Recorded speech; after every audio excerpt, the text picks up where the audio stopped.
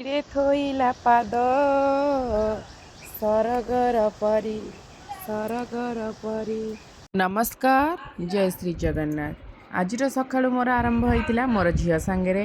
ତାପରେ ବାପା ବାରିରୁ ଫୁଲ ତୋଳି ଦେଇଥିଲେ। ଆଉ ବାପାଙ୍କର ଖରାଦିନିଆ କ'ଣ ବାରିରେ ପନିପରିବା ଲଗେଇଛନ୍ତି। ଏ ବର୍ଷ ବାପା ବେଶୀ କିଛି ଲଗେଇ ନାହାନ୍ତି।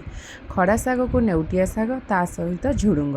ଆଉ ଆପଣମାନେ ତ ଜାଣିଛନ୍ତି ଏବେ ସମସ୍ତଙ୍କ ବାରିରେ ଆମ୍ବ, ଆଉ ତା ସହିତ ହେଇଥିଲା ଲିମ୍ବ ଫୁଲ। କିନ୍ତୁ ଏ ବର୍ଷ ଟିକେ ବି ଲିମ୍ବ ଫୁଲ ଖାଇ ହେଲାନି। ତାପରେ ମୁଁ ଆସିଯାଇଥିଲି ମୋର ନିତ୍ୟକର୍ମ ସାରି ଠାକୁର ପୂଜା କରିବା ପାଇଁ। ଠାକୁର ପୂଜା କରିସାରିଲା ପରେ ମୁଁ ଚାଲିଲି ଗୋଟେ ଫ୍ରୁଟ୍ ଖାଇବା ପାଇଁ। ଏଇ ଫଳର ନାଁ କିଏ ଜାଣିଛନ୍ତି ମୋତେ କମେଣ୍ଟ କରିକି ନିହାତି ଜଣାନ୍ତୁ। ଆଉ ସତରେ ଦେଖିବାକୁ ଯେତିକି ସୁନ୍ଦର ଥିଲା, ଖାଇବାକୁ ବି ସେତିକି ସ୍ୱାଦିଷ୍ଟ ଥିଲା। ତାପରେ ବାପା ଏଇଠି ଯାଇଥିଲେ ପୋଖରୀରୁ ମାଛ ଧରିବା ପାଇଁ। ଯେହେତୁ ବାର ଅଛି ଆଉ ନାତିମାନେ ଅଛନ୍ତି, ଝିଅମାନେ ଅଛନ୍ତି, ପୁଣି ପୋଖରୀରୁ ମାଛ ଧରା ହେବନି, ଏଇଟା ତ କେବେ ସମ୍ଭବ ନୁହଁ।